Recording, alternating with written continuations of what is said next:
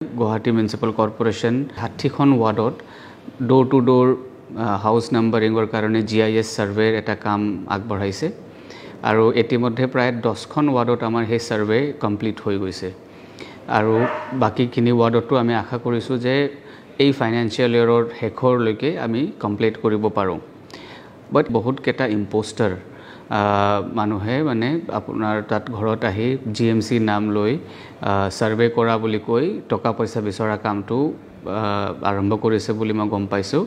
সকলোকে হেতু জনাব খুজিছো যে এই প্ৰক্ৰিয়াটো এতিয়ালৈকে GMC কোনো টকা পইচা লোৱা প্ৰাৱধান কৰা নাই যেটো প্ৰথম পৰ্যায়ত অকল সাৰ্ভে হ'ব এই সাৰ্ভে প্ৰক্ৰিয়াত এক পইচা কোনো একো দিব নালাগে আপোনাৰ পৰা আমি আপোনাৰ ঘৰৰ ডিটেইলছ ঘৰৰ বাসিন্দাৰ ডিটেইলছ আৰু আপোনাৰ ঘৰত কিমান কি হাউসহোল্ডস আছে হয়তো এটা বিল্ডিংতো এটাতকে বেছি হাউসহোল্ড হ'ব পাৰে হেখিনি আৰু সেই হাউসহোল্ড সকলৰ বা সেই বিল্ডিংৰ হোল্ডিংৰ ডিটেইলছটো আমি বিচাৰো আমাৰ যি মানুহ আহিব তেওঁলোকে জিও ভিস্টা টেকনলজিজ বুলি এটা কোম্পানী আমি অনবোৰ্ড কৰিছো তেওঁলোকে আমাৰ লিগ্যাল ৰিপ্ৰেজেন্টেটিভ হয় আমাৰ অথৰাইজড ৰিপ্ৰেজেন্টেটিভ হয় আপোনাৰ পৰা আহি এই বস্তুটো বিচাৰিব তেওঁলোকৰ তাত বকায়া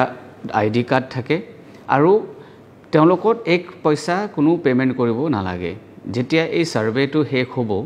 পৰৱৰ্তী পৰ্যায়ত আমি প্ৰত্যেকটা ঘৰৰ কাৰণে এটা ইউনিক হাউস নাম্বাৰিং কৰি প্ৰত্যেকটা ঘৰত একটা নাম্বাৰ প্লেটটো আমি লগাম এই নম্বৰ প্লেটটো কি ধৰণৰ লগাম হয়তো হেতুৰ লগাওতে ৰাইজৰ পৰা কিবা এটা মিনিমাম পইচা মানে কালেকশন কৰা হ'ব নহব হেখিনি পৰ্যায়তলৈকে এতিয়ালৈকে আমি কোনো ডিসিশন লোৱা নাই গুৱাহাটী পৌৰ নিগমে পৰৱৰ্তী সময়ত হেখিনি ডিসিশন ল'ব হয়তো সেই সময়ত ইনষ্টলেচনত কিছু পইচা হ'ব পাৰে বৰ্তমান সময়ত কোনো পইচা দিব পৰা প্ৰয়োজন নাই যদি কোনোবাই আপোনাক GMC নাম লৈ কিবা সাৰ্ভে চলি আছে কিবা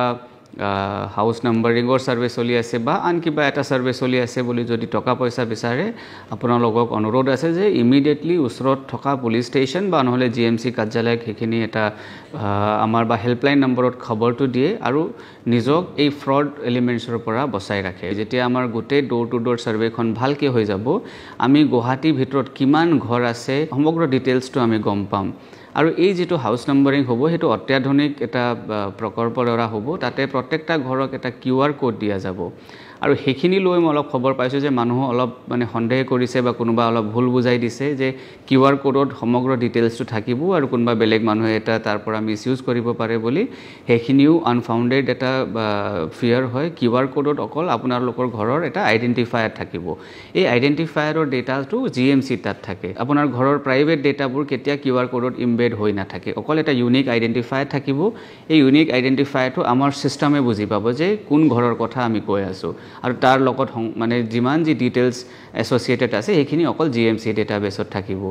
এই QR কোড লৈ আমি পৰৱৰ্তী সময়ত ইন দা ফিউচাৰ আমি হেতু গম পাম যে আপোনাৰ ঘৰৰ আমাৰ জাবৰ কালেকশন কৰা এজেন্সি প্ৰত্যেক দিন গৈ আছে নে নাই আপোনাৰ ঘৰত আন যেটো মিউনিসিপালিটিৰ সুবিধা আছে বা সাৰ্ভিসেস আছে আপোনালোকে এই QR কোডৰ দ্বাৰা আপোনালোকে প্ৰয়োজন কৰিব পাৰে আপোনাৰ হোল্ডিং ট্যাক্স যদি দিব লগিয়া আছে হোল্ডিং নম্বৰ যেতিয়া বিচাৰি নাপায় আপুনি QR কোড স্ক্যান কৰি তাৰ পৰা হোল্ডিং ট্যাক্স দিব পাৰে এই পৰ্যায়ত আমি মানে ফিউচাৰত লৈ যাব খুজো সিটিজেন সুবিধাৰ কাৰণে যদি কিবা সন্দেহ আছে আপোনাৰ স্থানীয় পাৰিষদৰ পৰা আপুনি কিছু বস্তুটো বুজি ল'ব পাৰে আমাৰ যিমান যে সাৰ্ভে মানুহ যাব প্ৰথমটো পাৰিষদৰ মানে সমানিনে আমাৰ পাৰিষদৰ সকল লগত তেওঁলোকে প্ৰথম সংগতি ৰাখিব তাৰ পাছতে আপোনাৰ ঘৰৰ সাৰ্ভে কৰিবলৈ যাব সো আপোনাৰ লোকাল কাউন্সিলৰৰ পৰা আপুনি কিছু ডিটেইলছটো লৈ ল'ব পাৰিব মই আশা ৰাখিছো যে সাৰ্ভে পদক্ষেপত আপোনালোকে আমাক লগত ভালকৈ অংশগ্ৰহণ কৰিব আপোনাৰ ডিটেইলছ সময়মতে আৰু সঠিক ডিটেইলছটো আমাৰ লগত শেয়াৰ কৰিব যাতে আমি এটা কম্প্ৰিহেনসিভ ডেটাবেছটো আমাৰ সিটিৰ কাৰণে বনাব পাৰোঁ আৰু আমাৰ এই ডেটাবেছ লৈ GMC নিজৰ সাৰ্ভিস ডেলিভাৰীটো আগতীয়াকৈ বহুত ইমপ্ৰুভ কৰিব পাৰে সকলোকে ধন্যবাদ